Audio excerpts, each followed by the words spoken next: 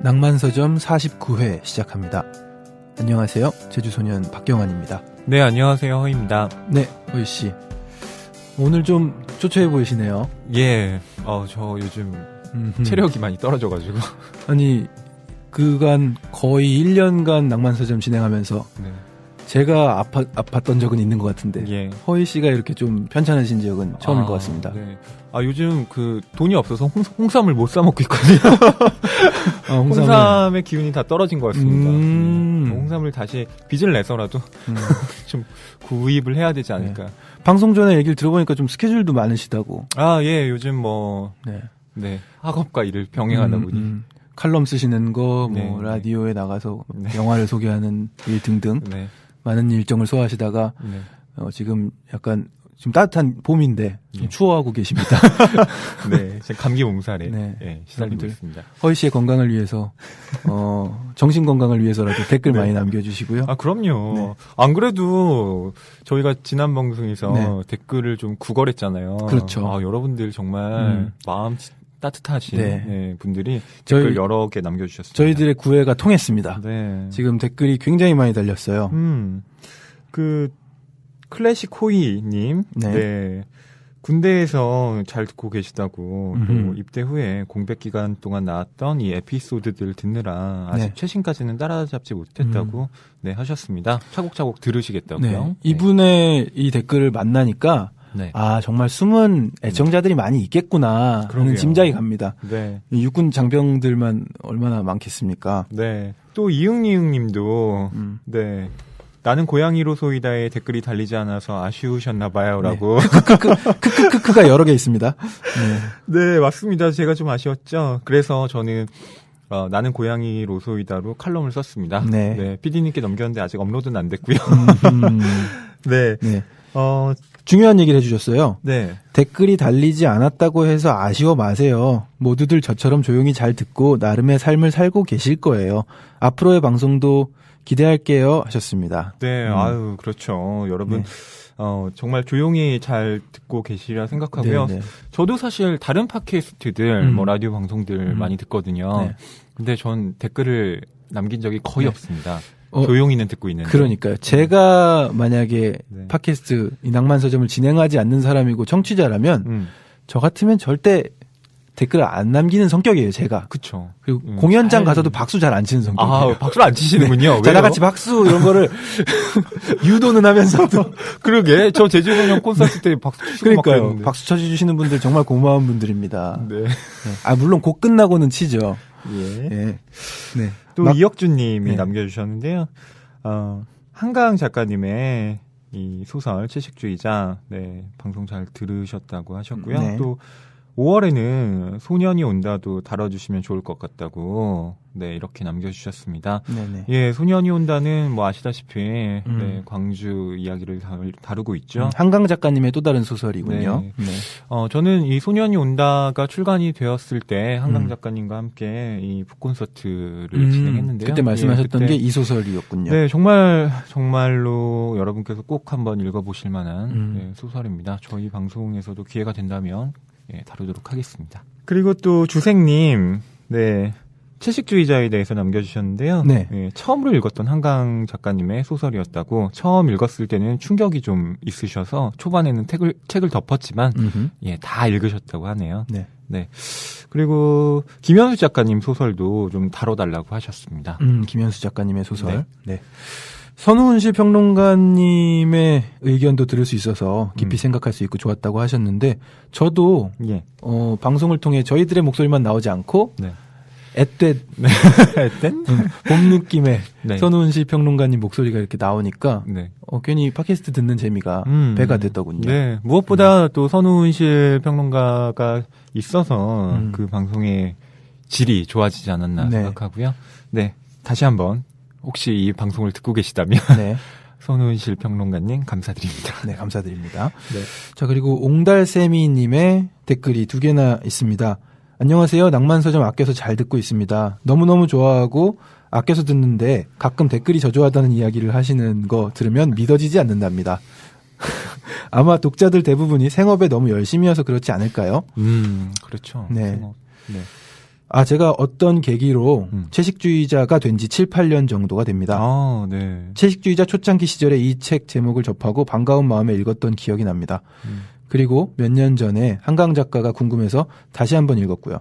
많은 분들처럼 처음 읽었을 때는 의아함이 느껴졌던 기억이 나고 두 번째는 소설이 하나의 그림처럼 이미지가 기억에 남았습니다. 이번에 소설을 다룬다는 이야기를 듣고 정말 두근두근 기대하는 마음으로 방송을 기다렸답니다. 채식주의자로서 이 소설을 읽으면서 그렇지 않은 사람보다 더 많이 느낄 수 있었던 것 같습니다. 예. 네.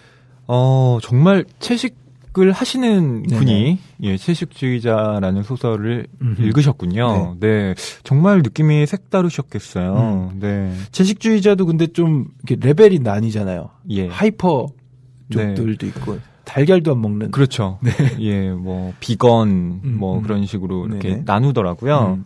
저도 웬만하면 근데, 고기를 좀 적게 먹으려고 하는. 저도 그런 노력은 해요. 네, 저도 노력은 하고 있습니다. 오늘 아침도 과일로. 어떻게 그러겠군요. 해봤습니다. 예.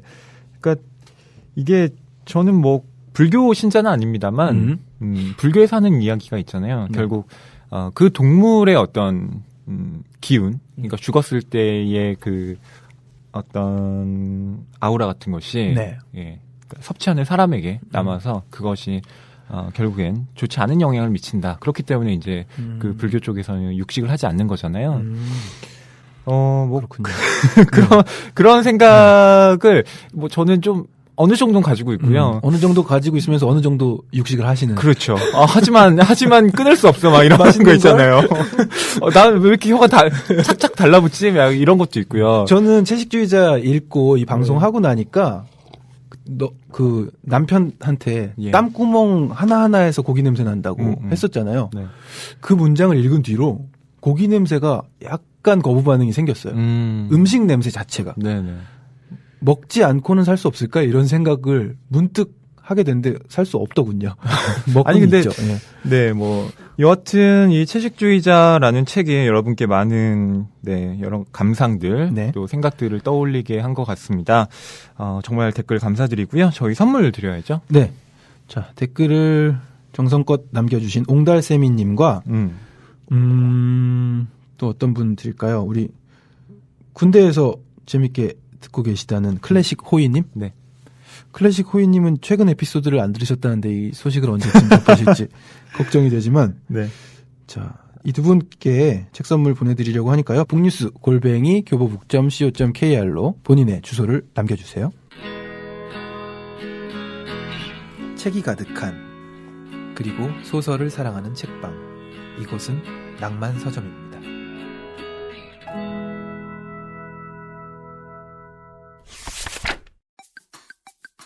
낭만 서점 속 또 다른 코너, 이슈를 담은 책입니다. 네, 오늘은 셜록 홈즈에 관한 2권의 책을 소개해드리려고 합니다. 네, 오늘 저희가 읽을 책도 셜록 홈즈 시리즈 중에서 네 사람의 서명이라는 두 번째 시리즈물인데 이슈를 담은 책에서는 셜록키언에 관련된 이야기를 좀 저희가 해보려고 하는데요. 셜록 홈즈 매니아들을 가르쳐서 이제 셜록키언이라고 하는군요. 영국에서는 홈지언이라고 하고 미국에서는 셜록키언이라고 하는데 우리나라에서는 셜록 덕후 줄여서 셜덕이라고 한다고 하더라고요. 그런 셜덕들을 위한 책. 저희가 첫 번째로 소개해드릴 책은요. 바로 셜록 크로니클이라는 책입니다. 네, 셜록 크로니클. BBC 인기 드라마 셜록의 공식 가이드북이라고 써 있습니다. 굉장히 크고요, 두껍고요.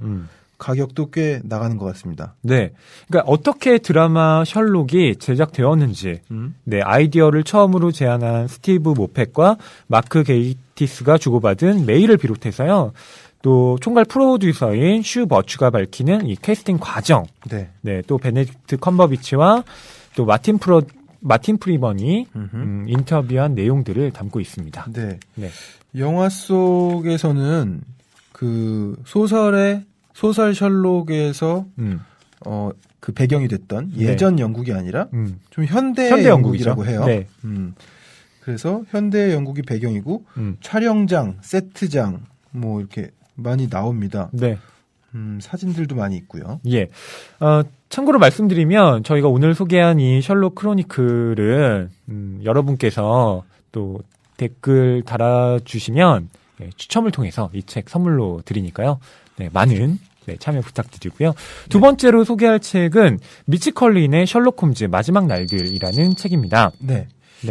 이 책은 미치 컬린 1968년 미국 남서부 출생 다큐멘터리 영화 제작자인 아버지와 화가 어머니 사이에서 태어난 작가입니다. 네.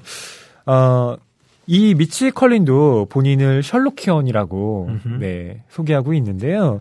이 작품은 이언 맥켈런 주연의 영화 미스터 홈즈가 이제 5월 중순쯤에 개봉을 하는데 그 노년의 홈즈를 다루고 있는 그런 작품입니다. 네.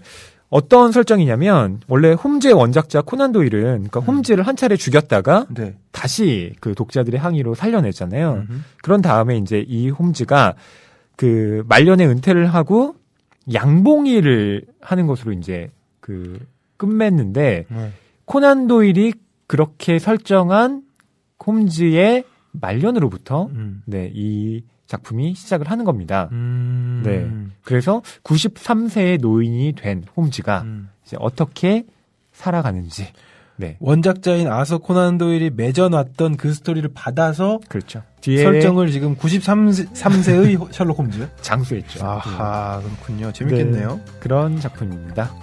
그런 점에서 이 셜록 크로니클이라는 일종의 드라마 가이드북과 또 셜록을 새롭게 그 뒤에 이어서 쓴 이 작품 함께 놓고 보시면 여러분도 셜록키언이 되실 수 있을 듯합니다. 네, 오늘 저희가 이야기할 책 소개해드려야죠. 네, 오늘 고전의 시간입니다. 네, 셜록 홈즈. 아주 유명한 캐릭터죠. 예. 아서 코난 도일의 소설 네 사람의 서명입니다. 예. 아서 코난 도일의 이 셜록 홈즈 시리즈 중에서 저희가 어떤 책을 할까 좀 고민을 하다가 저희 교보문고 북뉴스에 추리소설 매니아가 계십니다. 네네. 네, 박수진 기자님이라고 계신데요. 저희가 자주 만났던. 그렇죠. 네, 그 박수진 기자님의 추천이 바로 이 네 사람의 서명이었습니다. 네. 지지난주였나요? 제가 모모를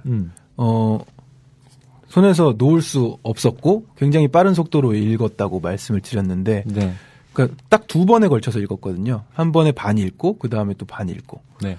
이 네 사람의 서명은 그냥 한 번에 다 읽었습니다. 오. 제가 한 번에 다 읽는 경우 별 많지 않거든요. 예. 놓을 수가 없더군요. 예, 재밌게 읽었습니다. 짧기도 하죠. 네, 좀 짧기도 하고요. 네. 198페이지. 예. 이게 출판사마다 여러 판본들로 나와 있잖아요. 네. 이게 이제 저작권이 뭐 만료됐기 때문에 뭐 여러 출판사에서 나오고 있는데 경환 씨와 저와 또 저희 PD님이 각각 다 다른 판본으로 그런가요? 봤습니다. 예. 제가 가진 책에는 그림도 있고 좋던데.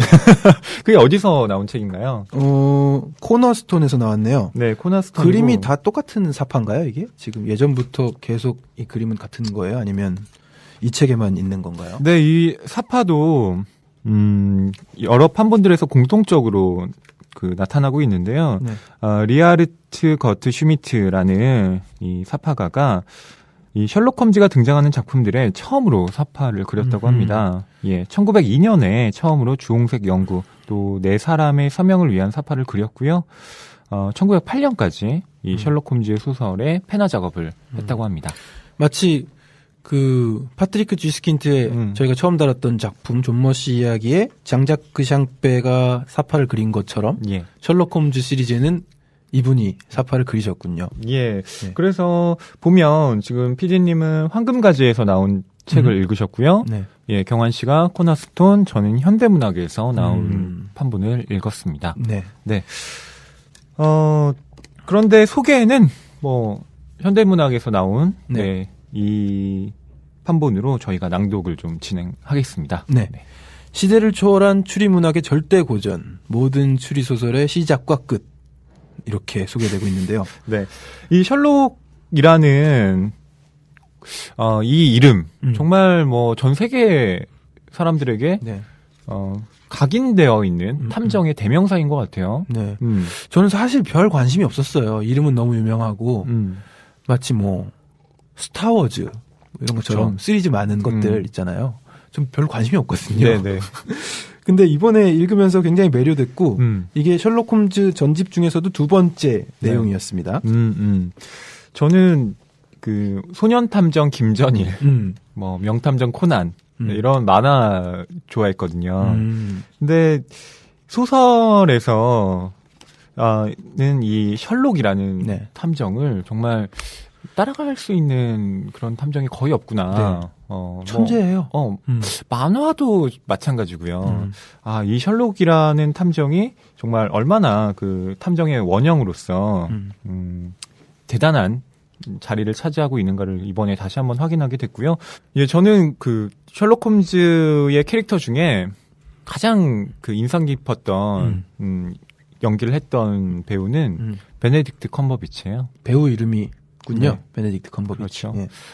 잘생김을 연기하는 배우라는 굉장히 뭐랄까 이걸 칭찬이라고 해야지. 하지만 정말 연기가 뛰어난 배우죠.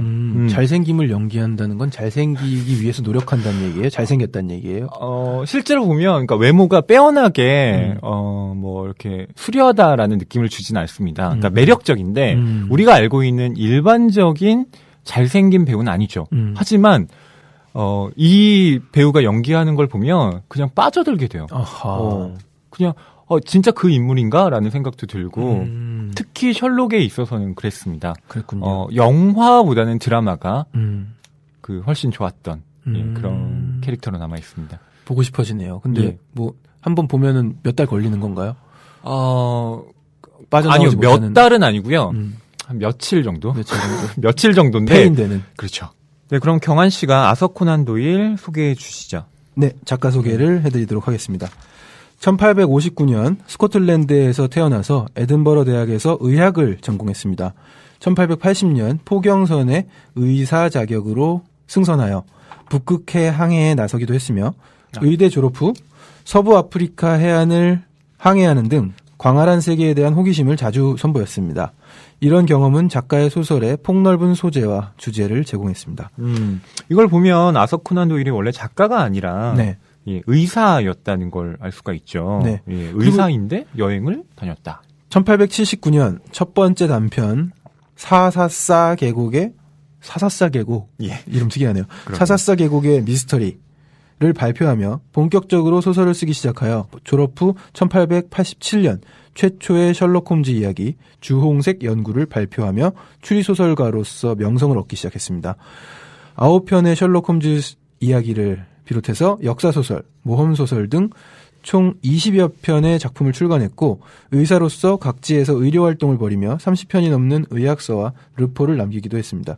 1900년에는 당시 영국과 트란스발 공화국이 벌인 보어 전쟁에 군의관으로 참여해서 기사좌기를 받았고 1900년과 1906년에는 지방의회 선거에서 후보로 나서며 정치에 참여하고자 하는 뜻을 품었으나 낙선하였습니다. 이후 신문과 잡지 등에 꾸준히 연재물을 발표하며 소설가로서 인기를 누리고 1930년 사망하였습니다.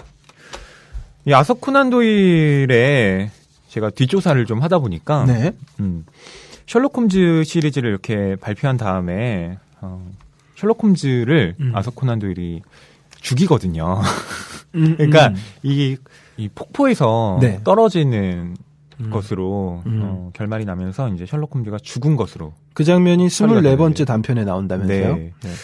근데 독자들이 이제 항의를 하는 거죠. 셜록 홈즈 살려내라. 네. 우리는 셜록 홈즈 시리즈를 계속 보고 싶다. 그 성화에 못 이긴 아서 코난 도일이 1905년 셜록 홈즈의 귀환에서 셜록 홈즈를 진짜로 귀환시킵니다. 네. 대단합니다. 이 아서 코난 도일이 그 창작의 고통에 좀 시달렸나 봐요. 그 캐릭터를 그냥 죽여버리고 이젠 안 쓴다. 뭐 이런 거였는데 네. 결국은 귀환을 시켜야만 하는 그 정도로 인기가 많았던 캐릭터였습니다. 그렇죠. 근데 이 작가의 양력을 좀 보니까 말미에 이 몇 살쯤 될까요? 59년생이니까 한 40대쯤에 국회로 예. 네, 선거 후보에 나서면서 정치에 참여하고자 하는 뜻을 품었는데 낙선했대요. 예. 뭔가 지금 말년이 좀 곱지 않을 것 같은 느낌이었는데 그 이후에도 다시 연재물을 발표하면서 소설가로 인기를 누렸다고 돼 있습니다. 네. 아니 이렇게 인기가 좀 있었으면은 또 당선이 될 법도 한데 안 됐네요. 뭐 꼭 유명인이라고 네네. 정치를 잘하는 건 아니고 또 그러게요. 유세를 잘하는 것도 아니고. 그러니까 어쩌다 뭐 이런 쪽으로 가셨나 궁금해지기도 하네요. 네. 네. 이 셜록 홈즈라는 캐릭터가 계속해서 이렇게 사람들에게 언급을 되는 것을 보면 이 캐릭터가 가지고 있는 매력이 굉장히 독특하다는 것을 또 증명하는 게 아닌가 싶습니다. 네. 사건들을 해결하는 때 보이는 그 카리스마가 대단하더군요. 소설 안에서. 그렇죠. 이 셜록 홈즈가 지금도 전 세계에서 여러 그 커뮤니티 안에서 이 셜록을 연구하는 사람들에 의해서 이렇게 회자되고 있는데요.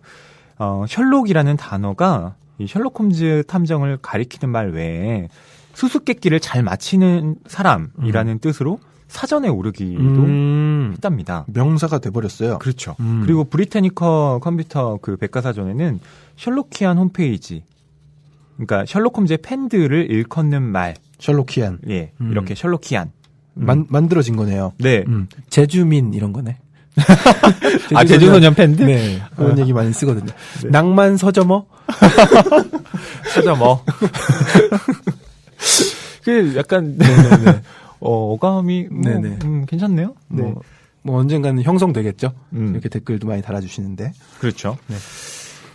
이 셜록 홈즈가 단순히 이렇게 탐정을 넘어서서 사람들에게 매력을 주고 있는 건 이 사람이 활동하고 있던 시대와도 연관이 있습니다. 네.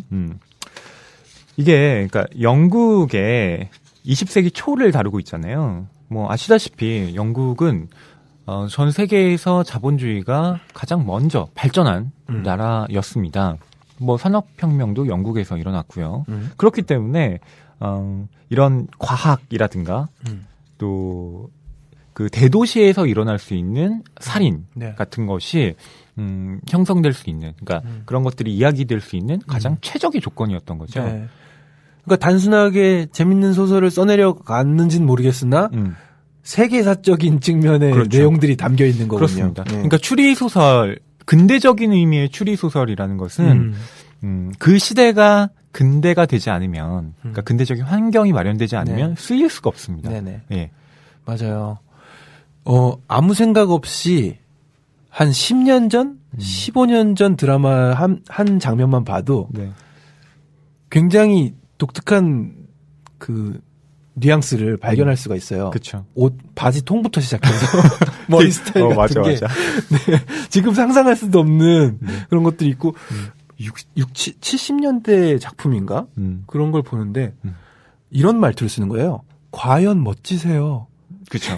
어색하죠. 네, 되게 어색한 말투가 막 나오더라고요. 맞아요. 네. 그렇기 때문에 이 셜록 홈즈가 담고 있는 그 사회적인 징후들, 그러니까 이를테면 주홍색 연구라는 작품에서는 그 미국 모르몬교도가 이 프로테스탄트의 박해를 피해서 그 미국 유타주로 이동을 했는데 그 시기를 그 주홍색 연구가 바탕을 하고 있고요. 네. 또 오늘 다룰 이 네 사람의 서명이라는 작품은 영국이 인도의 그 동인도 회사를 만들었잖아요. 제국주의 정책을 피면서 이제 지배를 했었죠. 그때 그 폭정에 거부하며 일어났던 세포이 항쟁을 이 네 사람의 서명은 배경으로 하고 있습니다. 중학교 때 이후로 처음 접하는 단어입니다. 세포이 항쟁. 그렇죠. 그리고 또 이 바스커빌 가문의 개라는 작품에서는 여기에 그 한밤중에 이 황야로 나가면 죽는다라는 이 바스커빌 가문의 오래된 전설, 미신이죠. 이것과 싸우는 셜록 홈즈의 모습이 그려집니다. 그러니까 여기에는 그러니까 그런 과거의 그 인습, 미신과 싸우는 근대적인 과학 정신이 나타나 있고요. 네. 또 한편으로는 영국이라는 제국이 안고 있었던 어떤 고민들, 그리고 영국이라는 제국이 갖고 있었던 폭력성도 드러나고 있습니다. 네. 그러니까 100여 년이 지나서 저희들에게 그런 세계사 공부를 시켜주려고 이렇게 작품을 쓴 게 아닐 텐데 그렇죠. 묻어 있는 거죠. 그렇죠. 네. 그렇기 때문에 왜 보통 문학 연구를 할 때요, 그 작품의 내러티브만 연구하는 것이 아니라, 그러니까 그 작품이 담고 있는 무의식적인 칭의를 분석하는데 또 많은 연구자들이 관심을 갖고 있습니다. 네. 그래서 더 흥미로운 소설 네 사람의 서명입니다. 혹시 경환 씨는 네. 유명한 문학 캐릭터들이 있잖아요. 네네. 그 중에서 그 어떤 캐릭터가 떠오르세요? 그러니까 유명한 캐릭터라 그러면 머릿속에 딱 떠오르는 캐릭터. 뭐 영화로도 만들어지고 했던 셜록처럼요. 글쎄요, 영화로 안 만들어진 것 같은데 지금 막 스쳐가는 건 카프카?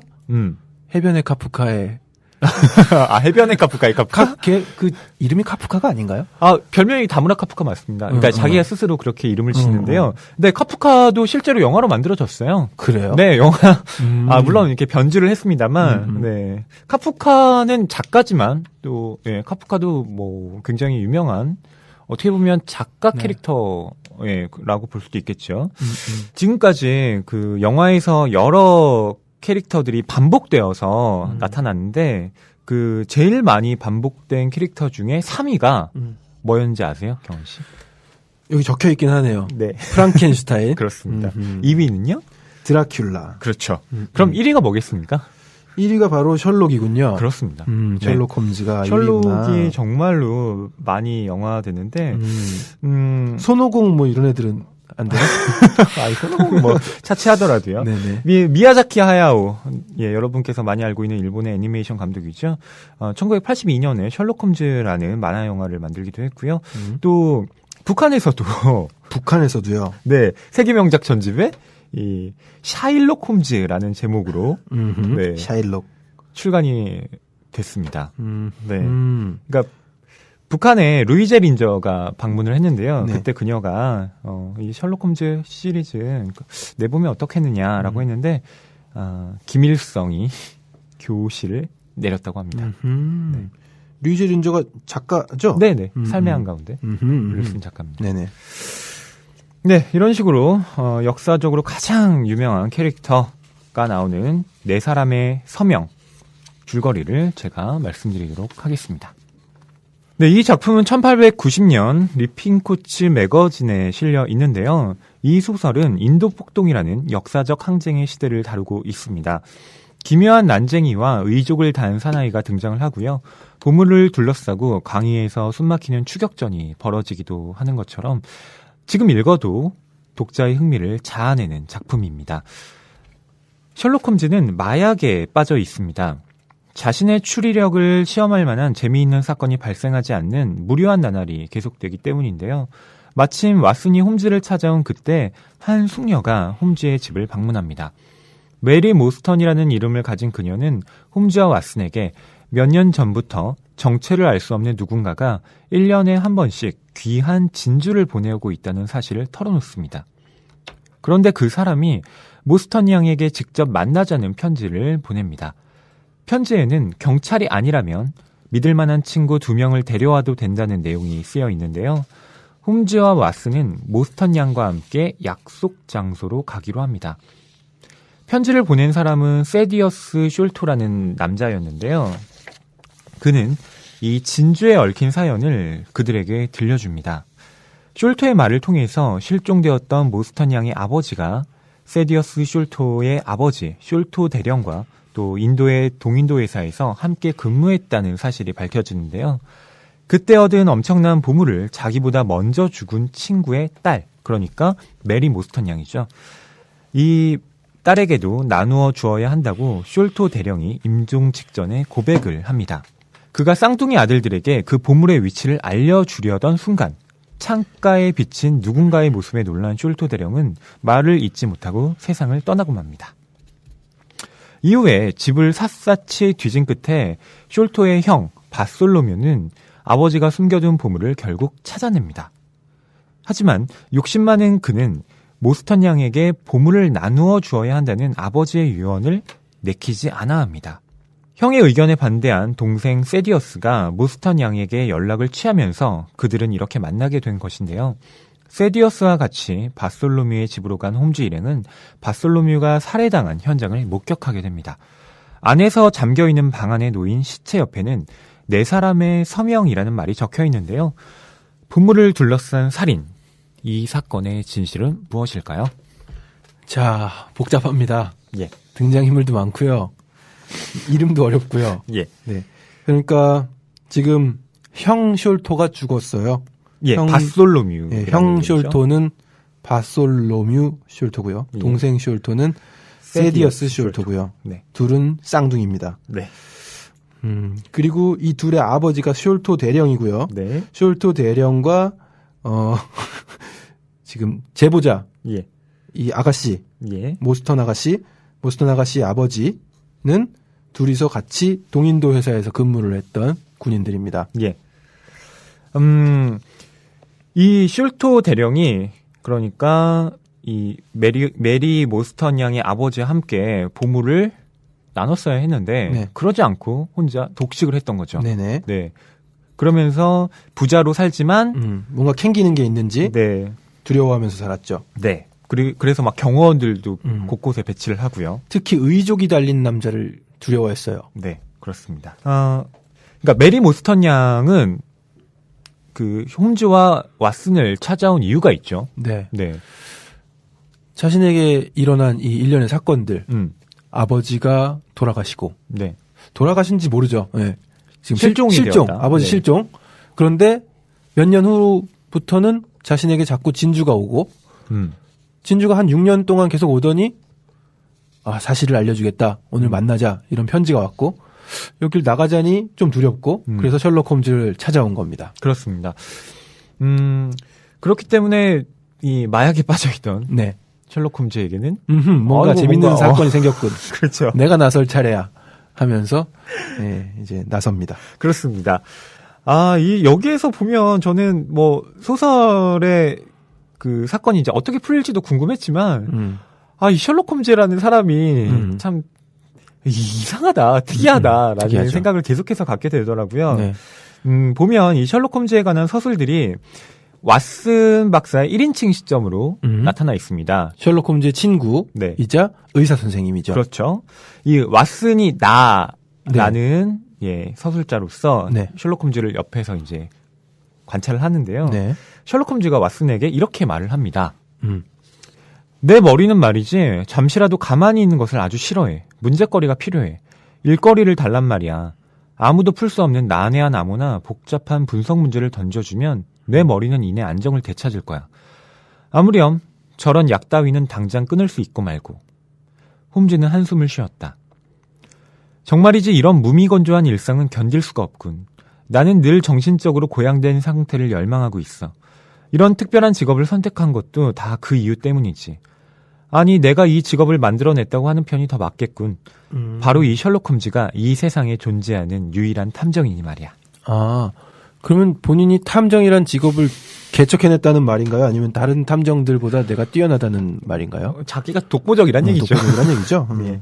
그래서 보면 이 메리 모스턴 양이 찾아와서 이런 얘기를 들려주니까 홈즈로서는 얼마나 기뻤겠어요. 네네. 이거 약보다 더 그러니까요. 흥미진진한 게 나타났는데 그러니까 사건이 없고 평화로울 때는 계속 마약을 하면서 지내요. 코카인.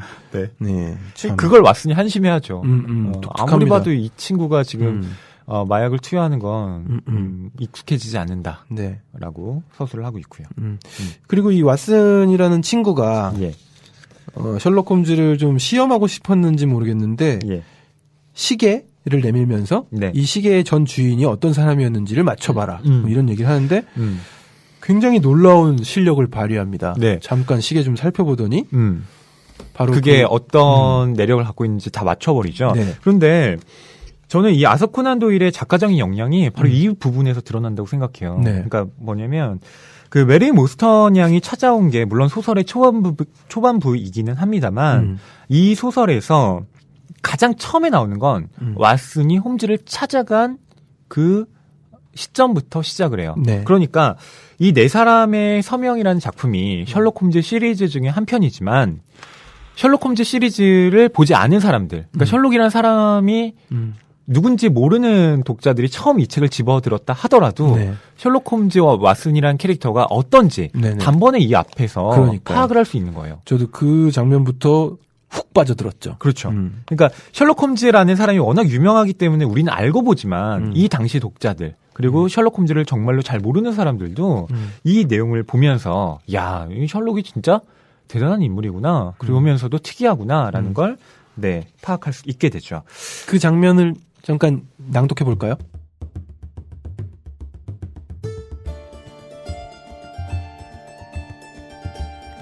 언짢게 생각하지 않는다면 좀 더 어려운 것으로 자네의 이론을 시험해봐도 될까?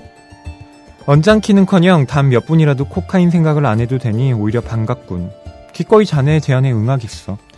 좋아. 나는 홈즈에게 손목시계 하나를 건네며 말했다.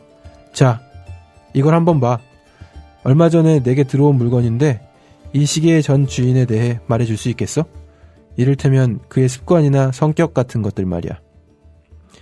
나는 홈즈가 알아내지 못할 것이라고 확신했다.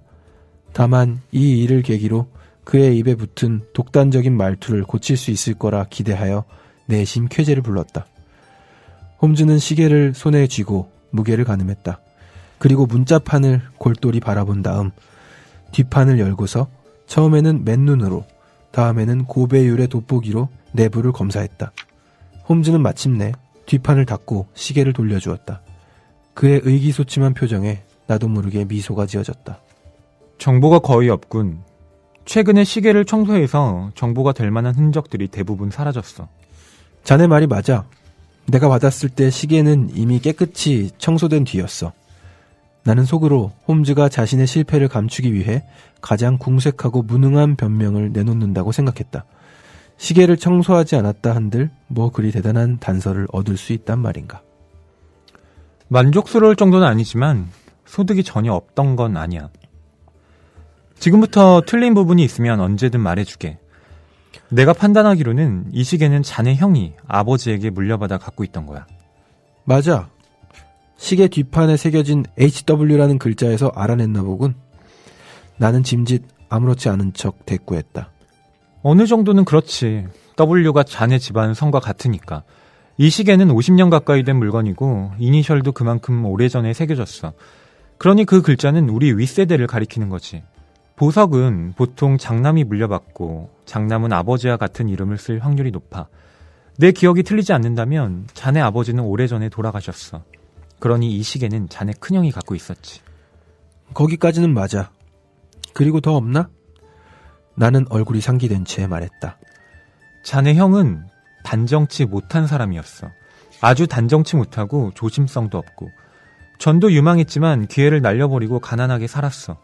잠깐씩 풍요로웠던 적도 있는데 결국 술독에 빠져 죽고 말았지.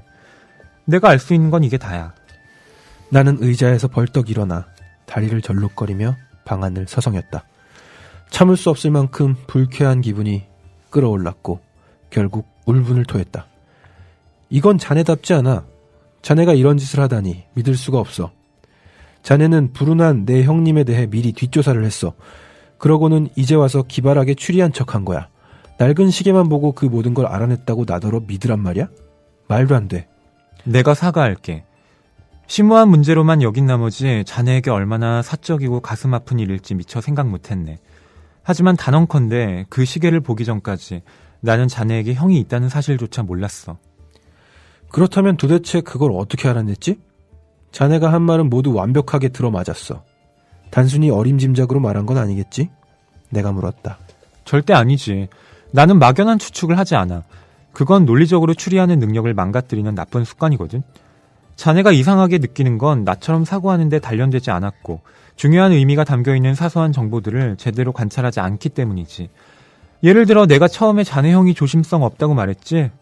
그 시계 외관 아래쪽을 잘 관찰해보면 두 군데 움푹 들어간 부분과 전체적으로 긁힌 자국들이 많은 게 보일 거야. 시계와 동전, 열쇠 같은 것들을 같은 주머니에 넣고 다녔다는 증거지.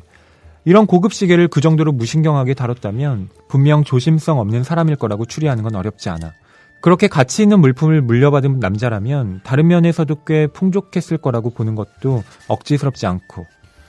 나는 인정한다는 표시로 고개를 끄덕였다. 영국의 전당포 주인들은 흔히 시계가 들어오면 케이스 안쪽에 뾰족한 걸로 접수 번호를 새겨두지. 번호가 지워지거나 바뀔 위험이 없으니까 꼬리표를 다는 것보다 훨씬 유용하거든. 내 돋보기로 들여다보면 케이스 안쪽에 그런 번호가 4개나 보여. 자네 형님이 종종 돈에 쪼들렸다는 추리가 가능하지. 또 하나 추정해볼 수 있는 건 형님이 이따금 큰돈을 벌 때도 있었다는 거야. 그렇지 않았으면 맡겨놓은 시계를 영영 되찾지 못했을 테니까. 마지막으로 시계 안쪽에 태역 감는 구멍을 살펴봐. 구멍 주위에 태역 감개가 빗나가서 생긴 수천 개의 흠집들을 보라고. 맑은 정신이라면 누가 그렇게 많은 상처를 냈겠나. 반면에 술주정뱅이들의 시계는 대부분 그렇지. 형님은 밤마다 태엽을 감았고 술 때문에 손이 떨리니까 그런 자국들을 남긴 거라고. 지금까지 얘기한 것 중에 미덥지 않은 게 있나? 그래, 자네 말이 맞아. 듣고 보니 정말 명명백백하군. 나는 홈즈의 추리를 인정했다. 내가 잘못했어. 자네의 놀라운 능력을 좀 더 믿어야 했는데 말이야. 나는 홈즈의 눈치를 살피며 말을 이었다. 혹시 오늘 현장 조사 나갈 계획은 없어? 없어. 그러니까 코카인을 맞는 거지. 나는 머리를 쓰지 않으면 살 수 없거든. 그것 말고 살 이유가 뭐가 있겠나. 이쪽 창가에 서봐. 세상이 이토록 지루하고 음울하고 헛된 적 있었어? 길 저쪽으로 노란 안개가 빙빙 돌아가다가 회갈색 집들 사이로 떠가는 걸 보라고. 이보다 더 끔찍하게 따분하고 몸이 건조할 수 있을까? 재능이 있다 한들 써먹을 데가 없으면 무슨 소용 있나, 왓슨 선생. 범죄도 진부하고 사는 것도 진부해. 진부하지 않은 자질을 써먹을 데가 없는 세상이라니. 네, 방금 경환 씨가 왓슨을 낭독했고요. 저는 네. 홈즈를 읽었는데요. 두 사람의 신경전이 벌어지고 있습니다. 네네. 둘이 친구긴 하지만, 네. 왓슨 선생은 셜록 홈즈를 조금은 이 약쟁이. 네. 왜 이러고 있어, 이거? 그러면서, 그럼 이 시계를 줄 테니까 맞춰봐. 했는데 다 맞추죠. 네. 기분이 나쁩니다, 심지어. 뒷조사한 줄 알아요. 네. 자네 언제 또 사람 고용해가지고 내 뒷조사를 다 했나? 이러는데 그게 아니었죠. 정말로 추리를 한 겁니다. 네. 대단해요, 추리력이. 그 홈즈가 최고의 탐정에 갖춰야 할 3가지 자질로 3가지를 들거든요. 네. 그게 뭐냐면 관찰력, 추리력, 지력입니다. 이 3가지를 갖춰야 이 탐정으로서 사건을 해결할 수 있다는 얘기인데요. 지금 이 짧은 에피소드에서 홈즈의 관찰력, 추리력, 지력이 다 드러납니다. 그렇군요. 그렇죠. 시계를 꼼꼼히 훑어보면서 관찰하고. 그 시계의 단서를 찾아내고 그러면서 추리를 하죠. 이 사람이 어땠을 것이고 조심성이 없었고 뭐 한편으로는 재산도 좀 있었는데 뭐 이런 식으로요. 그런데 이 모든 건 또 그의 뛰어난 지력. 이미 알고 있는 정보들이 그렇죠. 바탕이 그게 바탕이 되어 있었어야 되는 거죠. 참 이거를 작가를 좀 칭송하게 되는데요. 어떻게 왜요? 이런 디테일한 그러니까 우리는 모르는 상태에서 읽어 나가잖아요. 네. 그리고 그 추리를 다 마친 다음에 감탄하게 되는데 작가는 다 예상하고 쓰는 거 아닙니까? 다 생각해야 되죠. 셜록 홈즈 머리 위에 있는 거잖아요. 그렇죠. 셜록 홈즈를 창조해낸 인물이니까. 대단합니다. 어떻게 하지 이런 걸? 그러니까 추리 작가들이 보면 그런 면에서 정말로 탐정과 비슷하게 뛰어난 그 능력을 가지고 있죠. 네. 그런 점에서 이 셜록 홈즈는 정말 아서 코난 도일이 탄생시킨 진짜 최고의 탐정인데요. 하지만 이런 홈즈에게 있는 어떻게 보면 약점이랄까? 하지만 그렇기 때문에 홈즈는 탐정으로서 또 최고의 능력을 가질 수 있는 게 아닌가 싶기도 한데요. 바로 인간적인 감정이 별로 없다는 겁니다. 네. 그러니까요. 지금도 이 왓슨의 형 얘기를 하면서 왓슨이 기분 나쁠 거는 예상하지 못하고 자네 형이 조심성이 없고 뭐 망했다가 잠깐 잘 되기도 하고 뭐 그런 사람이었군 이런 얘기를 적나라하게 하니까 왓슨은 기분이 나빴죠. 그렇죠. 네. 물론 사과를 합니다만. 네. 또 홈즈의 그런 그 타인에 대한 어떤 공감 능력이라고 할까요? 그러니까요. 이런 게 약간 좀 떨어진다고 보이는 게 메리 모스턴 양이 방문을 했을 때 얘도 나타납니다. 왓슨은 이 메리 모스턴 양에게 첫눈에 반해요. 네네. 그렇죠? 아름다웠고 그만큼 예쁜 여자였는데 네. 아무 감정이 없어요. 홈즈는 정말 사무적으로 대합니다. 그래서요? 그래서 어떻게 됐는데요? 왓슨이 이 메리 모스턴 양을 좋아하게 되고 홈즈한테 슬쩍 떠보죠. 그랬더니 홈즈는 아니 나는 뭐 별 반응 없는 감흥이 없는데? 라고 하니까 왓슨이 이렇게 말을 합니다. 가끔 자네는 사람이라기보단 기계 같은 냄새가 나. 라고 말을 해요. 그러니까 모든 남자들이 그 뭐 소개팅을 한다든지 네. 했을 때 돌아와서 하는 말 예뻐? 그걸 홈즈는 안 하는 거죠 지금. 그렇죠. 네. 그러니까 왓슨은 되게 인간적인 사람이에요. 저 같은 사람입니다. 그렇죠. 네. 평범한 사람이 보일 수 있는 반응을 보이는데 홈즈는 그렇지 않아요. 이걸 보면 이 사람은 정말 그 과학적 이성이라는 것으로 똘똘 뭉친 사람이구나라는 걸 생각하게 됩니다. 그러니까 이 홈즈의 캐릭터를 본따서 후대의 탐정들이 거의 다 생겨났다고 봐도 무방할 것 같아요. 네. 그래서 이거는 약간 이제 결말에 나오는 부분이긴 합니다만 네. 메리 모스턴 양과 왓슨이 결국 잘 돼요. 그러니까요. 잘 되는데 그 홈즈가 거기에 대해서 또 빈정되죠. 뭐라고 빈정되냐면 사랑은 감정적이야. 그건 내가 최우선으로 여기는 냉철한 이성과는 정반대지. 정확하고 냉철한 판단을 내리기 위해서라도 나는 절대 결혼 같은 건 하지 않을 거야. 라고 말합니다. 독신주의자입니다. 야, 이 홈즈 진짜. 그게요. 멋져. 이미 요즘, 요즘 등장하는 캐릭터라고 봐도 전혀 이상하지 않잖아요. 쿨내가 납니다.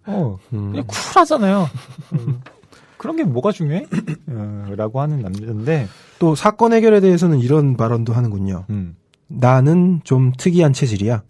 일하는 동안에는 단 한 번도 피곤하다고 느껴본 적이 없어. 오히려 아무것도 하지 않을 때 더 고단했지. 그러니까 일 중독자의 사랑 따윈 필요 없어라고 말하는 사람.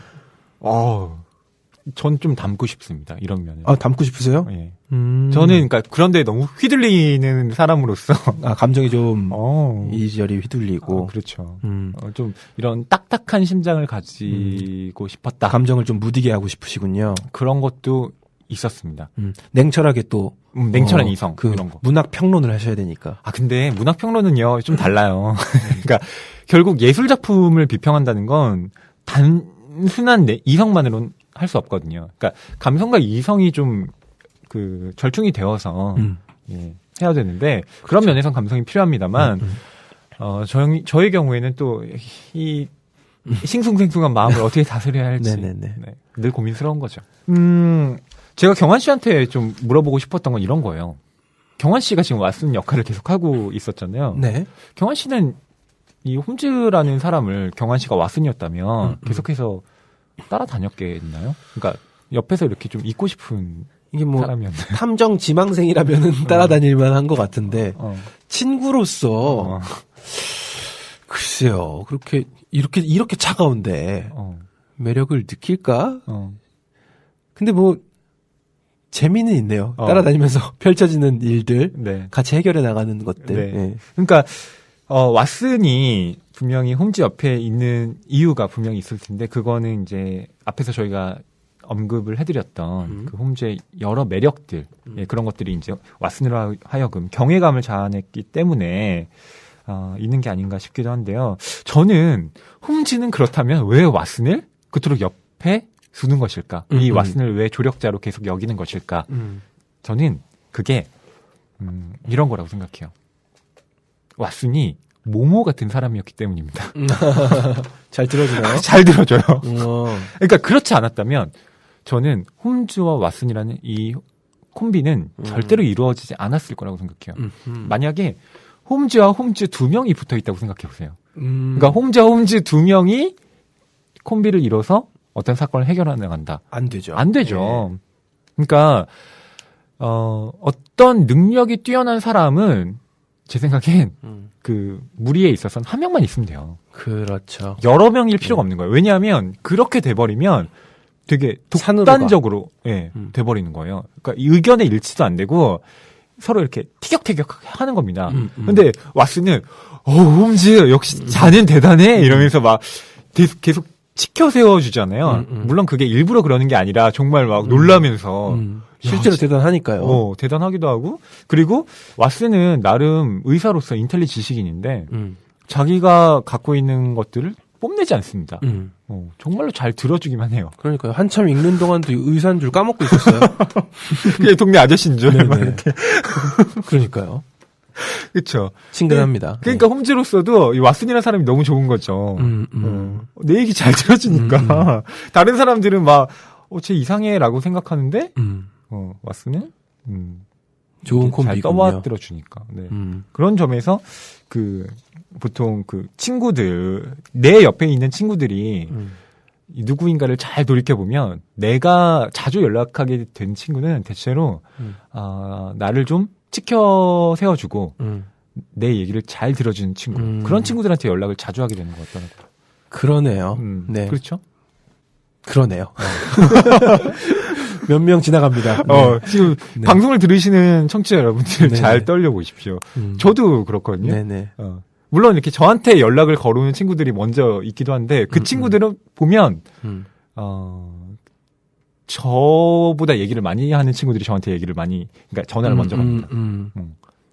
제가 또 모모의 입장 들어주는 입장의 경우에 그러니까 늘 일방적인 관계는 아니죠. 그러니까 상황에 따라 변하긴 합니다만 저도 제 이야기 잘 들어준 친구한테 얘기 잘 털어놓게 되더라고요. 어느 정도의 뭐랄까요. 이야기를 들어주는 관계로서의 먹이사슬 같은 게 그려지는 것 같습니다. 있죠. 네. 자, 저희가 이제 셜록 홈즈에 대해서 이렇게 쭉 여러 긴 얘기를 해봤는데요. 이제 네 사람의 서명에 대한 본격적인 서사, 좀 다뤄봐야 되겠죠. 네, 참 힘들겠습니다. 서사를 얘기하는 거. 다 읽어보셔야만 따라오실 수 있을 정도의 아주 치밀하고 많은 내용이 담겨 있는 서사인 것 같아요. 그래도 좀 줄여서 얘기를 해보자면. 제가 앞에서 설명해 드렸던, 그러니까 소개해 드렸던 그 줄거리. 그러니까, 홈즈와 왓슨이 있던 곳에 메리 모스턴 양이 방문을 합니다. 그런데 제보자죠. 메리 모스턴 양은, 아버지가 실종된 지 오래이고, 언제부터인가 매년 진주가 자기한테 배달되기 시작했다. 그런데 그 진주를 보낸 사람이, 만나자는 편지를 보냈다. 하지만 경찰을 대동해서는 안 되고 다만 믿을 만한 2명의 친구 정도는 함께 와도 된다라고 편지에 쓰여 있었죠. 그렇습니다. 그래서 메리 모스턴 양은 그 편지를 들고 그 홈즈와 왓슨을 찾아오게 된 것이고 그들은 그 편지의 그 주인을 만나러 갑니다. 그 편지의 주인이 바로 세디어스 쫄토라는 사람이었고요. 그 세디어스 쫄토가 이제 자기 아버지가 남긴 유언들 그리고 보물을 둘러싼 이야기들을 그들에게 들려줍니다. 그리고 형인 바솔로뮤 쫄토가 그 집에서 보물을 발견했다는 소식을 듣고 이제 그 보물에 대한 배분 그러니까 메리 모스턴 양에게도 그 보물에 대한 지분이 있으니 우리 그것을 받으러 가자라고 이야기를 해서 지금 다 함께 다시 바솔로뮤의 집으로 가려고 한 상태입니다. 그런데 그들은 그 집에서 살해당한 바솔로뮤를 보게 되는 거죠. 그렇죠. 집에 찾아갔더니 죽어 있어요. 아주 섬뜩하게. 왓슨, 안에 뭔가 끔찍한 것이 있어. 자네도 한번 봐. 나는 몸을 숙여 구멍을 들여다보고는 몸이 움츠러들 정도로 흠칫 놀랐다. 방 안은 달빛이 흘러들어 흐릿하고 은은하게 반짝였고 정면에 얼굴이 하나 떠 있었다. 얼굴 아래쪽이 어둠에 가려져 마치 공중에 매달린 것처럼 보였다. 바로 세디어스 숄토의 얼굴이었다. 목이 길고 빛나는 대머리와 그 주위를 빙 둘러 난 빨간색 머리카락 그리고 창백한 얼굴까지 아주 똑같았다. 실룩거리지 않고 섬뜩하고 부자연스러운 미소를 짓고 있는 표정만 달랐다. 우리의 작은 친구 세디어스와 얼굴이 너무 똑같아서 나는 세디어스가 정말 우리와 함께 있는지 확인하려고 뒤를 돌아보았다. 그때서야 형과 쌍둥이라고 한 세디어스의 말이 기억났다. 끔찍한 일이야. 이제 어떡하지? 내가 홈즈에게 물었다. 우선 문을 부숴야 해. 홈즈는 이렇게 말하고 온몸으로 문을 세게 밀어붙였다. 문이 삐걱거리면서 신음을 토했지만 굴복하지는 않았다. 홈즈는 다시 한번 문을 향해 몸을 던졌고 이번에는 나도 함께했다. 툭 끊어지는 소리와 함께 문이 열리면서 우리는 저절로 바솔로뮤 숄터의 방 안으로 들어섰다. 방은 마치 화학 실험실로 꾸민 듯 보였다. 문 맞은편 벽에 유리마개가 달린 병들이 두 줄로 세워져 있고 탁자 위에는 납땜에 사용하는 분젠 버너와 시험관, 증류기들이 널브러져 있었다. 구석에는 산성 용액을 담은 유리병들이 버들가지 바구니에 담겨 있었다. 그중 하나가 새거나 깨졌는지 검은 빛깔의 용액이 흘러나와 있었고 타르처럼 톡 쏘는 냄새가 났다. 방 한쪽에 놓인 사다리 주위에는 웻가지와 회반죽 조각들이 어지럽게 늘어져 있었다. 그 위쪽 천장에는 남자 한 명이 통과할 수 있을 정도로 커다란 구멍이 나 있었다. 사다리 밑에는 아무렇게나 던져놓은 듯 긴 밧줄이 둘둘 감겨 있었다. 탁자 옆 나무로 된 안락 의자에 이 집 주인이 꼼짝 않고 앉아 있었다. 머리를 왼쪽 어깨에 떨어뜨리고 얼굴에는 의미를 알 수 없는 섬뜩한 미소를 짓고 있었다. 차갑게 굳어있는 것으로 보아 이미 몇 시간 전에 숨을 거둔 게 확실했다. 얼굴뿐 아니라 팔, 다리까지 아주 희한한 모양새로 뒤틀려 있는 모습이 눈에 띄었다. 탁자 위에 올려놓은 손 옆에는 글씨를 휘갈겨 쓴 찢어진 편지지가 있었다. 홈즈가 힐끔 보더니 내게 건넸다. 이것 좀 봐. 홈즈는 의미심장하게 눈썹을 치켜 올리며 말했다. 종이에 불빛을 비추자 몸에 소름이 돋았다. 네 사람의 서명. 맙소사. 이게 대체 무슨 의미지? 내가 물었다. 살인이지. 홈즈가 몸을 숙여 시신을 살펴보며 말했다. 아, 바로 이거야. 이것 좀 봐. 홈즈가 가리킨 곳을 보니 남자의 귀 바로 위에 길고 검은 빛깔의 가시 같은 게 박혀 있었다. 가시처럼 보이는데? 내가 말했다. 바로 그거야. 자네가 뽑아봐. 독침일 수도 있으니 조심해. 엄지와 집게손가락으로 가시를 잡아당기자 아주 쉽게 빠졌다. 가시가 박힌 자리에는 작은 핏방울이 맺힐 뿐 흔적은 거의 남지 않았다. 도대체 풀리지 않는 수수께끼군. 내가 말했다. 아니, 그 반대지. 매 순간 모든 게 분명해지고 있어. 이제 몇 가지 연결고리만 찾아내면 사건을 완전히 설명할 수 있을 것 같군. 홈즈와 나는 방에 들어온 뒤로 세디어스의 존재를 까맣게 잊고 있었다. 여전히 문 앞에 서 있는 세디어스의 모습은 식겁한 상태였다. 두 손을 꼭 움켜쥔 채 끙끙 앓고 있었다. 그러다 갑자기 짜증 섞인 날카로운 비명을 질렀다. 보물이 사라졌어. 누가 보물을 훔쳐갔어. 천장에 구멍이 뚫려 있지요. 그곳에서 형과 함께 보물을 내렸어요. 제가 그 일을 도왔단 말입니다. 어젯밤 제가 그곳을 떠날 때 형이 안쪽에서 방문을 잠갔어요. 형이 죽었으니 곧 경찰이 들이닥치겠지요. 분명 용의자로 저를 지목할 겁니다. 물론 선생님들께서는 제가 그랬다고 생각하지 않겠지요. 세디어스는 격분에 발작을 일으키듯이 팔을 심하게 떨고 발을 동동 굴렀다. 네, 바솔로뮤가 살해당한 현장, 네. 홈즈와 왓슨 그리고 세디어스가 이야기를 나눴는데요. 네. 저희 세디어스 역할 여러분 누군지 아시겠나요? 네, 바로 낭만서점의 제작을 담당하고 계신 윤태진 PD님이었습니다. 아, 네. 아유, PD님이 또 낭독을 해주셨어요. 열연해 주셨어요. 예, 네. 좀 갑작스럽게 요청을 드렸죠. 격분에서 발작을 일으키듯이 팔을 심하게 떨고 발을 동동 구르는 장면을 아주 담담하게 표현해 주셨습니다. 보물이 사라졌어. 이런 미치겠군 하셨습니다. 네. 아유, 저희 그래도 PD님이 목소리 들으니까 또 이렇게 들으니까 네. 반갑네요. 본인이 편집하면서 아마 극적으로 효과음 좀 넣어주시면 어떨까 네. 생각을 하는데, 여하튼 지금 세디어스가 똑같이 생긴 바솔로뮤가 살해를 당했는데 그 살해의 방식이, 그러니까 독침이 지금 귀에 박혀 있었던 거죠. 네. 누군가 독침을 쏴서 세디어스의 형 바솔로뮤 숄토를 죽였습니다.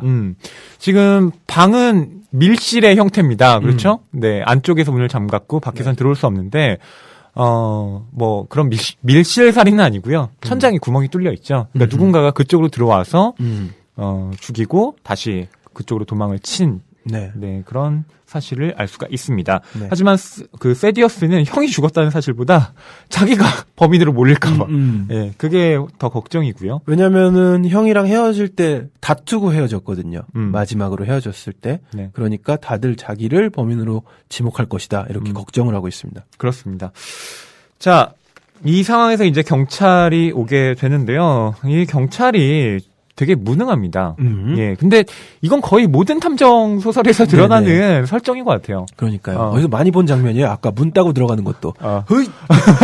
그쵸? 부수고 들어가죠. 네. 다 같이 문 부수고, 그리고 그 사건이, 일어난 후에 이제 경찰들이 오는데, 경찰들은 다 뜬구름 잡는 얘기만 하고, 이상한 사람 막 범인으로 지목하고, 네. 네. 그리고 자기 성과가 있어야 되고, 상부에 보고할 게 있어야 되고, 네. 네. 이런 형태입니다. 그렇습니다.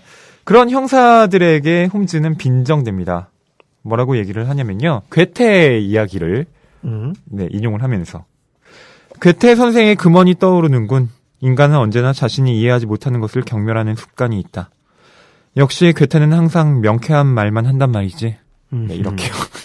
그렇군요. 형사들, 니네들 참 사건 해결을 못한다. 하지만 난 다 알고 있거든. 네, 이런 자만심으로 똘똘 뭉친 말을 건네죠. 예. 홈즈는 아까 저희가 낭독한 부분에서 이미 이 사건의 전말을 거의 다 파악했다고 이야기를 하죠. 네. 도대체 어떻게 파악을 한지. 그러니까요. 지금 같이 소설을 읽고 있는데 뭘 알겠다는 건지 지금 뭐 어디서 근거가 나왔는지 전혀 모르겠는데 홈즈는 그 놀라운 추리력으로 앞서가고 있습니다. 사건이 점점 명확해진다고 말을 하죠. 네. 그 홈즈가 단번에 명쾌하게 쭉 설명을 해주는 장면이 있는데요. 여러분께 이게 짧으니까 제가 좀 읽어드리도록 하겠습니다. 자, 한번 들어보라고. 교도소 경비를 지휘하던 2명의 장교가 어느 날 숨겨진 보물에 관한 중대한 비밀을 알게 되었어. 조너선 스몰이라는 영국인이 2 장교를 위해 지도를 그려주었지. 자네 모스턴데이가 가지고 있었다던 도면에 적힌 이름을 기억해? 다른 동료들을 대표해 조너선이 4사람의 이름을 도면 위에 적은 후 4사람의 서명이라는 극적인 제목을 붙여놓은 거지. 이 도면으로 한 사람이 보물을 찾아내서 영국으로 돌아왔어. 그리고 지도를 받기 전에 그들과 했던 약속은 지키지 않은 거야. 자, 그럼 조너선 스몰은 왜 스스로 보물을 찾지 않았을까? 답은 아주 간단해. 도면은 모스턴데이가 죄수들과 가깝게 지냈을 때 그려진 거야. 조너선 스몰과 다른 동료들은 죄수 신분이었기 때문에 그곳을 떠나 보물을 찾으러 갈 수 없었던 거지. 하지만 그건 그저 추측일 뿐이잖아. 내가 말했다. 전혀 그렇지 않아. 오로지 이 가설만이 진실을 설명할 수 있어. 그러면 내 가설이 결론과 어떻게 맞아떨어질지 한번 보자고. 숄토 소령은 보물을 가지고 몇 년 동안 평화롭고 행복하게 살았어. 그러던 어느 날 인도에서 온 편지 한 통을 받고 큰 충격에 휩싸였지. 그게 뭐였겠어? 자신이 부당하게 대우한 이들이 풀려났다는 내용이었겠지? 아니면 그 죄수가 탈옥했거나. 내 생각엔 후자 쪽이 더 그럴듯해. 왜냐하면 숄토는 죄수들의 복역 기간을 잘 알고 있었기 때문에 석방 소식에 그렇게 충격을 받았을 리는 없어. 편지를 받은 후 그가 어떻게 대처했을까? 의족을 한 사내를 경계하기 위해 자신은 물론 집 구석구석 경비를 철저히 세웠지. 참, 탈옥한 죄수는 백인이야. 세디어스가 얘기했잖아. 숄토 소령이 백인 장사꾼을 조너선 스몰로 오해하고 실제로 그를 향해 총을 쏘았다고 말이야. 그리고 도면 위에 적힌 이름 중에 백인의 이름은 하나뿐이야. 나머지 셋은 힌두교도나 회교도지. 그 모든 정황으로 보아 의족을 한 사내는 분명 조너선 스몰과 동일임에 틀림없어. 지금까지 말한 것 중에 잘못된 게 있어? 아니야. 간단 명료해. 그럼 이번에는 우리가 조너선 스몰의 입장이 되어보자고. 그는 보물에 대한 자신의 권리를 되찾고 자신을 속인 사람에게 복수하려는 생각을 가지고 영국에 왔어. 숄토 소령이 어디에 거주하고 있는지 찾아낸 후 저택 내부에 살고 있는 하인과 내통했을 가능성이 아주 커. 우리는 만나지 못했지만 폰디체리 저택에는 라우라는 집사가 살고 있어. 번스톤 부인의 말로는 성품이 좋지 못한 사람 같더군. 하지만 보물이 숨겨진 장소를 아는 사람은 숄토 소령과 이미 사망한 충성스러운 하인, 이 두 사람뿐이었기 때문에 스몰은 보물을 찾아내지 못했어. 그러던 어느 날 소령이 곧 임종을 맞을 것이라는 사실을 알게 된 그는 보물이 숄토 소령의 죽음과 함께 묻혀버릴까봐 대단히 흥분했고 그 길로 곧장 저택의 삼엄한 경비를 뚫고 소령의 방 가까이 접근했어. 그렇지만 소령이 두 아들과 함께 있는 바람에 방으로 들어갈 수는 없었지. 소령은 사망했지만 증오의 눈이 멀어 다시 소령의 방에 침입했고 소령의 소지품을 모조리 뒤졌어. 혹시 보물에 관련된 정보가 나오지 않을까 하는 바람에서 말이야. 하지만 아무것도 찾지 못했지. 방을 떠나기 전 그는 자신이 이곳에 왔음을 알리는 짧은 글귀를 메모지에 적어두었어. 자신이 소령을 처단하게 되면 그 글귀를 소령의 몸에 남기려 한 것이 틀림없어. 네 사람의 입장에서 본다면 그것은 평범한 살인이 아닌 정의로운 행동을 상징하는 것이니까 말이야. 범죄 역사에서 이런 식으로 자신의 흔적을 남기는 일은 자주 있었어. 그리고 대개의 경우 이 흔적이 범인에 대한 소중한 단서를 제공해주지. 무슨 말인지 알겠어? 그럼 물론이지. 그 후에 조너선 스몰이 어떻게 했을까? 보물을 찾기 위해 계속해서 비밀리에 저택을 감시했어. 물론 영국을 떠나 있으면서도 보물을 찾기 위해 이따금 저택으로 들어왔을 수도 있지. 그러는 사이에 바솔로뮤 숄토가 다락방을 발견했고 스몰은 즉시 그 사실을 알게 됐지. 여기서 또 한 번 저택 내부에 공범이 있다는 사실이 드러나는군. 조너선 그는 의족을 한 다리 때문에 바솔로뮤 숄토의 높은 방에 접근할 수가 없었어. 그래서 우리의 호기심을 자극하는 몹시 특이한 동료와 함께 범행을 도모했고 장애물을 극복할 수 있게 되었지.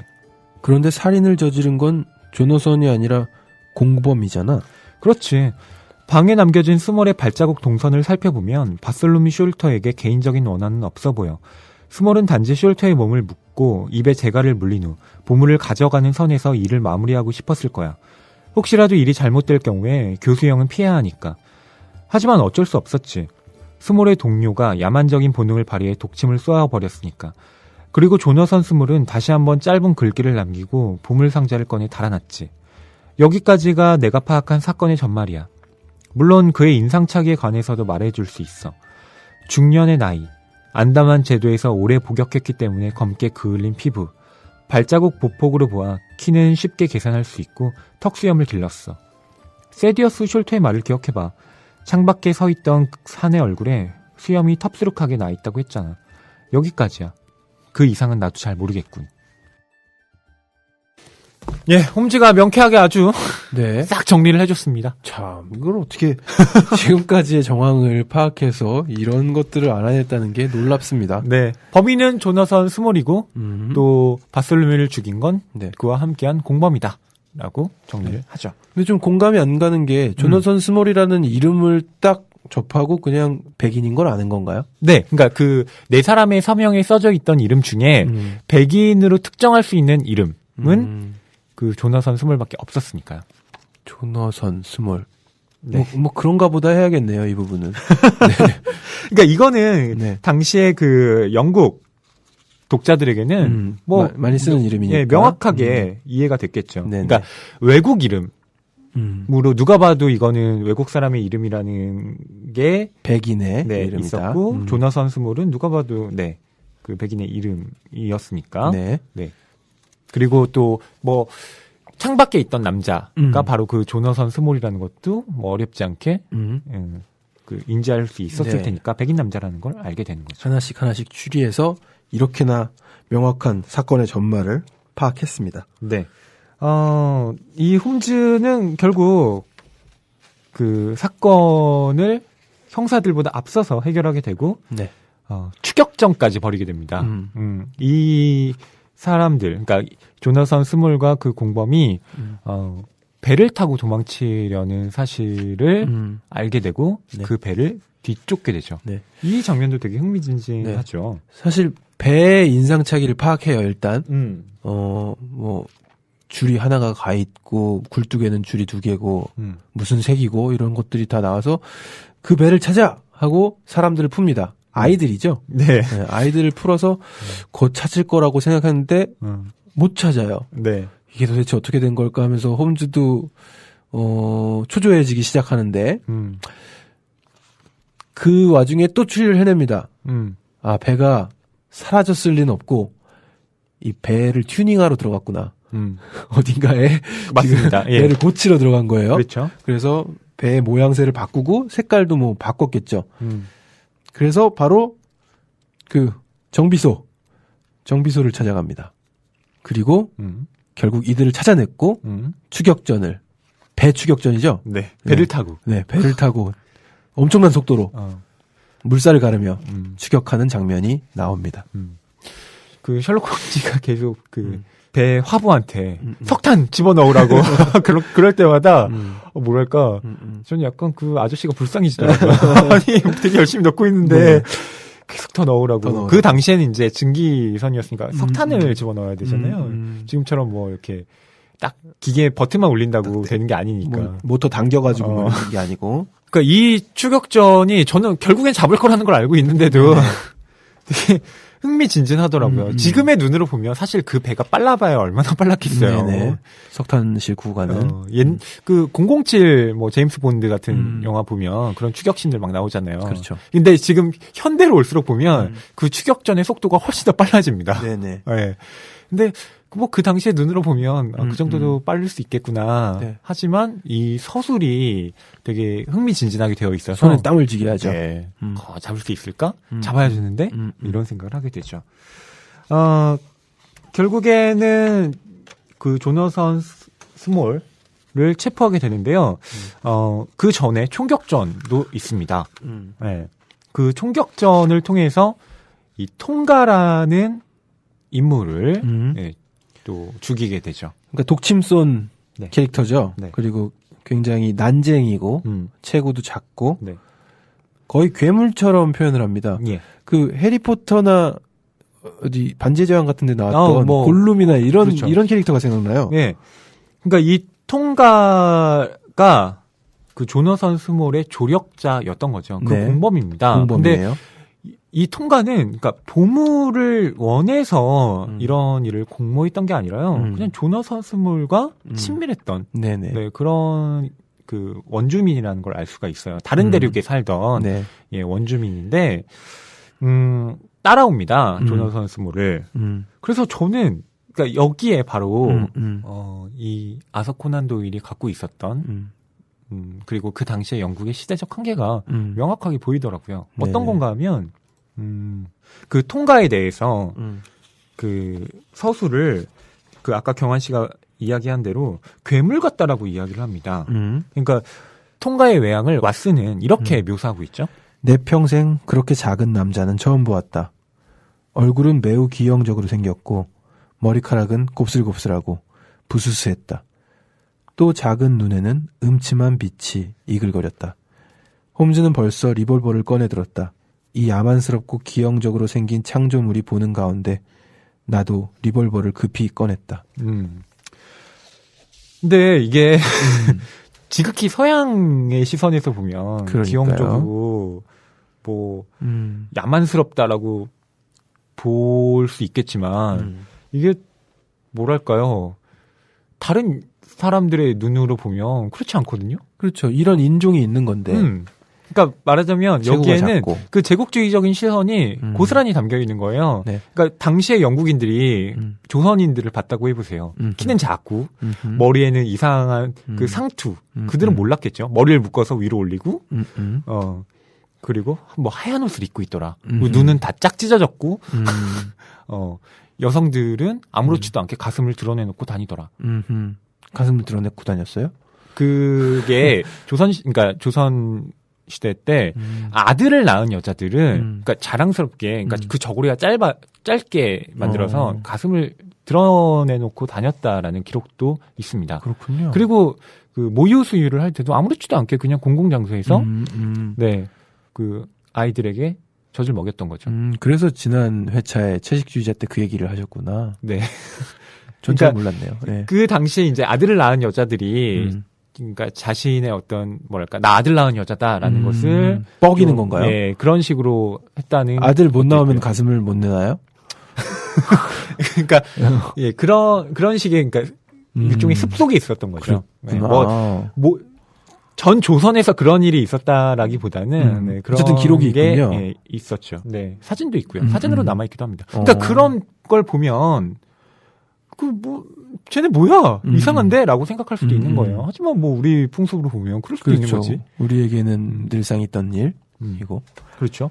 그러니까 통가에 대해서도 되게 가차없이 죽여버립니다. 물론 통가가 사람을 살인을 하긴 했죠. 네, 살인자긴 하죠. 예, 여기에 대해서 아무런 죄책감 없이 통가를 죽이고 통가에 대해서는 좀 뭐랄까 저는 불편하게 느껴지더라고요. 그 그렇군요. 시선이. 네. 네. 그리고 통가가 이제 조나선 스몰과 함께 다녔을 때도 조나선 스몰이 그 돈을 벌기 위해서 통가를 그 날고기를 먹는 검은 식인종이다. 이런 식으로 사람들한테 그러니까 구경을 시키면서 돈을 벌었다고 나와요. 이거 통가는 사실 무슨 죄예요? 조나선 스몰을 그냥 따라온 건데. 희한해요, 관계가. 조나선 스몰을 굉장히 뭐 따르고 따르죠. 좋아해서 굉장히 충성하는 네. 그런 캐릭터인데 네. 조나선 스몰은 막 때려요. 때리는 장면도 있고 네. 이렇게 구경거리를 만들어서 돈도 벌고. 네. 그렇죠. 어떻게 보면 충성을 특이합니다. 당한 건데. 네. 네. 그러니까 이 홈즈라는 소설을 이렇게 시대가 지난 다음에 보면 네네. 네, 그런 것들이 또 새롭게 눈에 들어오게 되는 거죠. 네. 네. 그리고 또 그 홈즈의 여성 차별적인 발언도 있어요. 보면 여자란 동물은 절대 100% 신뢰해서는 안 되는 존재야. 제 아무리 훌륭한 여자라 하더라도 마찬가지지. 라고 말하죠. 거기에 대해서 왓슨이 나는 그의 편협한 생각이 못마땅했지만 시간이 없었던 터라 크게 반발하지 않았다. 예. 이렇게 말을 합니다. 편협하다고 생각은 했군요. 그렇죠. 시간이 없어서 반발하지 못하고. 네. 그러니까 완벽한 인간은 아닌 겁니다. 홈즈도. 네. 이런 걸 보면 결국 이 홈즈라는 캐릭터가 갖고 있는 그 매력과 또 단점 한꺼번에 드러나는데요. 그 소설의 어떤 결말 자체는 또 싱겁게 나요. 어떻게 보면. 네. 일단 모스턴 양과 왓슨은 잘 되고요. 로맨스가 갑자기 이루어지고. 네. 홈즈는 사건을 해결하고 다시 코카인을 마시면서 첫 장면과 비슷하게 이제 사건을 다 해결하고 나서 자네한테는 남은 게 뭐지라고 했더니 나한텐 이게 남았지 코카인이야 이러면서 끝나게 됐는데 네, 또 쿨레를 풍기면서 네 마지막엔 조나선 스몰이 그러니까 이 네 사람의 서명이 어떻게 쓰여진 것인지 그러니까 네 사람의 서명을 왜 기록하게 되었는지 다 설명을 해줍니다. 네네. 그러니까 계속 구조가 점점 그 전을 설명해주면서 네. 소설이 궁금했던 부분들 다 풀리면서 끝나는 것 같습니다. 네. 저희가 뭐 이걸 특별히 스포일러를 공지하지 않고 이야기하는 이유는 뭐 이게 워낙 유명한 책이고요. 네.